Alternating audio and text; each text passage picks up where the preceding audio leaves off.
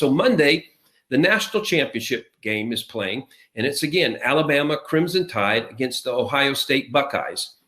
I told Elizabeth as the game begins, I said, I'm expecting the Crimson Tide to win this, and I'm expecting there to be a 45 in there, because the 45 would refer to President Trump, the 45th president. And also, again, back to the numbers, Isaiah 45 was about Cyrus, and there was the Cyrus anointing that has been on President Trump that he is not finished at all.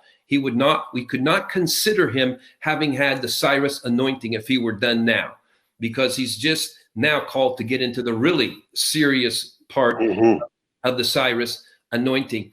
And so the game finished, and it was a landslide. It was a landslide for the Crimson Tide, and they won it.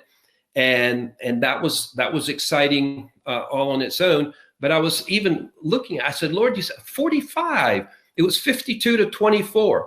But what was amazing, I looked on the screen, and they listed Ohio State's score first, and then they listed the score of Alabama Crimson Tide.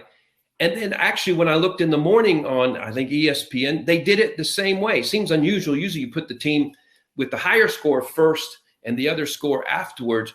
But the way that looks and the way it came out, I'll put this up right now. It was a 24. Can you see that okay, Steve? Yeah, I can see that. I can see that.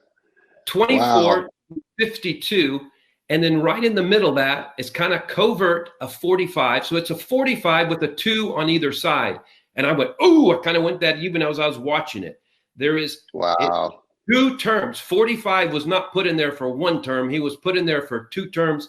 It's a confirmation on either side. There's a 2 on either side. What 22 means as well. We don't want to dizzy people with numbers. But the 45 was there right in the middle. And so that was another confirmation, the Lord saying, I'm putting Trump in a second term, and it's not later. It's back to back. It's right now.